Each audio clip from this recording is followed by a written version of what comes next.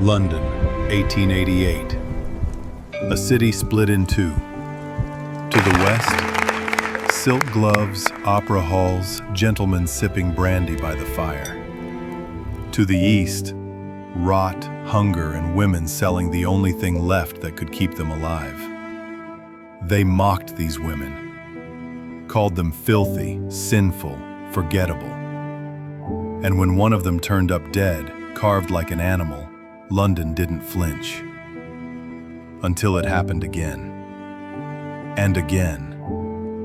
And again. They laughed at the poor. They scorned the desperate. But the truth that emerged from the fog would prove them all wrong. Because the monster they feared was the reflection of their own city. In 1888, London was the beating heart of the world. Rich, powerful, civilized. But beneath the grandeur of empire lay another world entirely. Whitechapel. A slum packed with thousands of souls living in filth and darkness. Children born in alleys, mothers sleeping under bridges, and women, too old, too tired, selling their bodies for the price of stale gin. The police rarely patrolled here. The wealthy never set foot here. And for the rest of the world, Whitechapel was invisible. But not to him. He saw everything. He studied it, like a surgeon preparing for an operation. August 31, 1888. In Buck's Row, a carriage horse refused to move forward. Its driver climbed down, lantern in hand, and froze. There, lying in the gutter, was a woman. Her name was Mary Ann Nichols, Polly to those who knew her. Her throat had been cut twice. Her abdomen opened. No money, no jewelry, no reason. At first, the constables shrugged. Another drunk, they muttered. Another prostitute gone wrong. But the surgeon at the morgue saw it differently. These cuts, he whispered, were deliberate, clean, anatomical. He knew then, London had birthed something new. A killer who didn't just take life. He studied it. The newspapers had a field day. Whitechapel horror, screamed the headlines. Men read the details over breakfast. Coffee and croissants spiced with blood. Reporters mocked the police for their incompetence. The wealthy mocked the poor for living like animals. And the poor mocked fate, because laughter was all they had left. But the one person not laughing was the killer. He was listening, watching the city turn his murders into stories. And with every jeer printed in ink, he felt more powerful. The Ripper didn't just kill women. He killed empathy. September 8th. A woman named Annie Chapman was found behind 29 Hanbury Street. Her throat slit, her organs removed with surgical precision. The coroner's report read like a medical journal. No random frenzy. The killer possesses anatomical knowledge. The public went mad. Was it a doctor, a butcher, a foreigner? Fear began to spread like a contagion. Every shadow was a suspect. Every footstep a warning.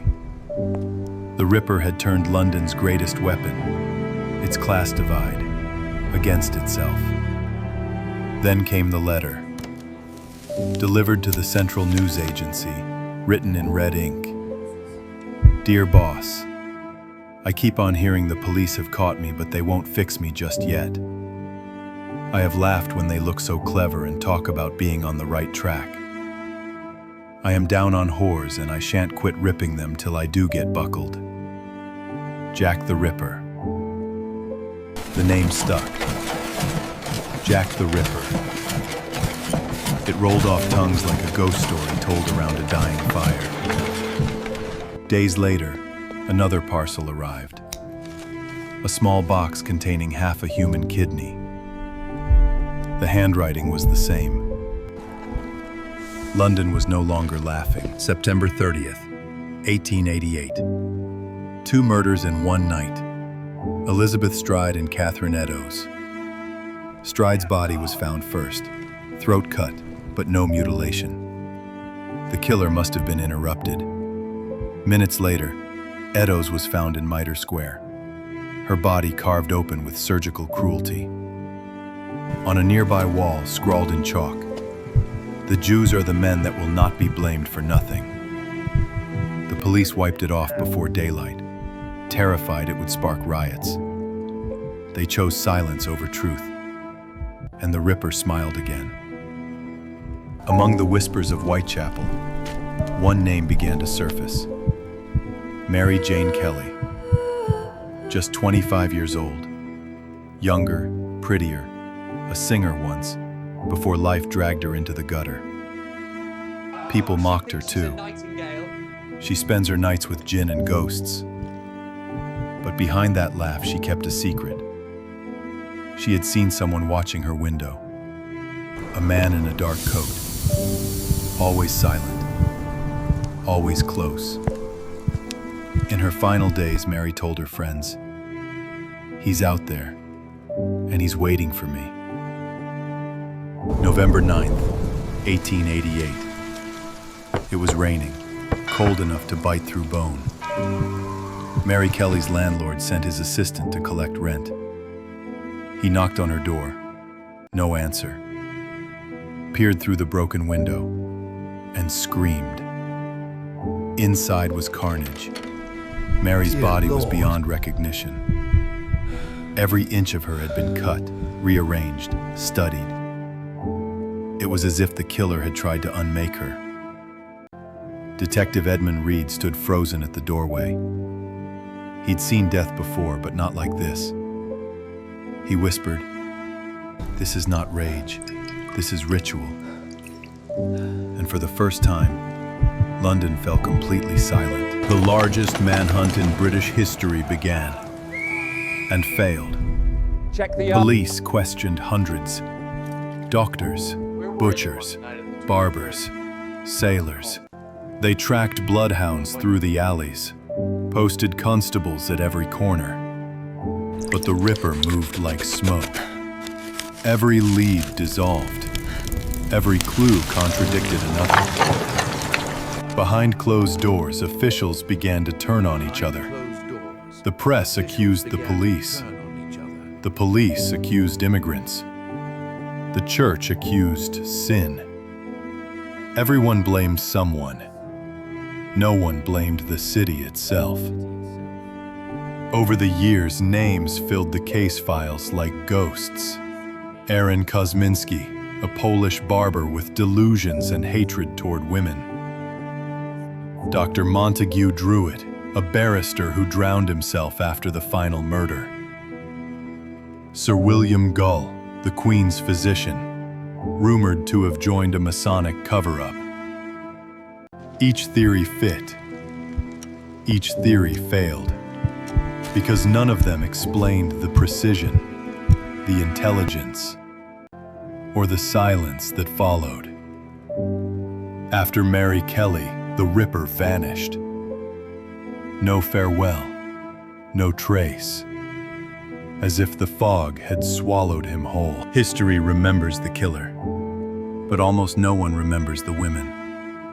Mary Ann Nichols, Annie Chapman, Elizabeth Stride, Catherine Eddowes, Mary Jane Kelly. Each of them poor, each of them ridiculed, each of them trying to survive in a city that treated them as disposable. They weren't faceless victims. They were mothers, lovers, dreamers. The Ripper didn't choose them at random. He chose them because no one else cared if they lived or died. That was London's greatest sin. Not the murders, but the indifference that allowed them. Detective Reed would spend the rest of his life haunted by those alleys. In his later writings, he admitted, "We were not hunting a man. We were hunting an idea." The Ripper, he said, wasn't a single person. He was the symptom of something deeper. A society that despised its poor, that laughed at suffering, and that turned death into spectacle. He once stood in Miller's Court years later, staring at the bricked-up window where Mary had died. And he whispered, "It was never him alone. It was all of us." Even after the killings stopped, fear didn't. Women in Whitechapel began locking themselves inside after sunset. Men avoided alleys where they used to drink. Children played Jack the Ripper in the streets, mocking the very horror that had broken their parents. Books were written, plays performed. Tourists paid to walk the alleys where blood once ran. The murders had become entertainment, just as the Ripper wanted. He didn't need to kill again. His legend was doing the work for him. What makes someone like Jack the Ripper? Some said madness, some said genius. But maybe it was neither. Maybe he was simply the product of his time. In a world that divided people into useful and useless, into ladies and whores, into worthy lives and expendable ones, a monster was inevitable. He didn't come from the darkness. He came from the light, from the polished surfaces that refused to look down. The Ripper was London dissecting itself, cutting open its filth, its hypocrisy, its soul. By 1890, the murders had faded into legend. New crimes, new scandals, new distractions. Whitechapel was still poor, still forgotten. The rich still feasted while the East End starved. And in the pubs, men still whispered about the killer who vanished into mist. Detective Reed retired, his health broken. He died never knowing the truth, or perhaps knowing too well that there was none to find. Because the Ripper's true identity wasn't hidden in a name.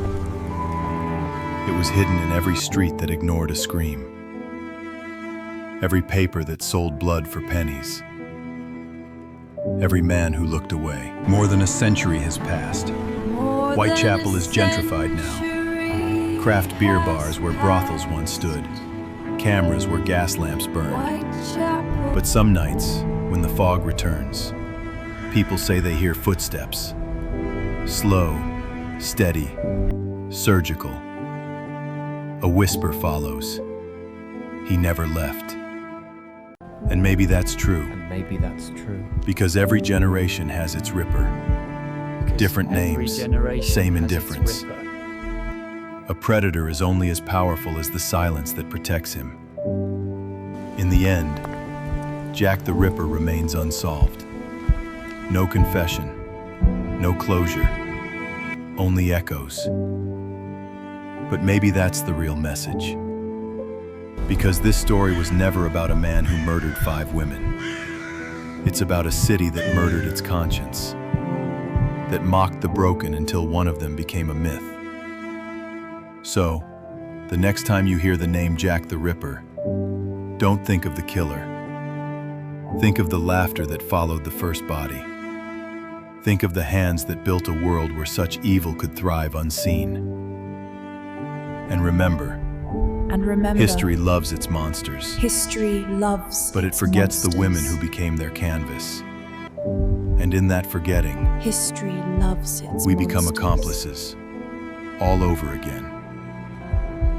Jack the Ripper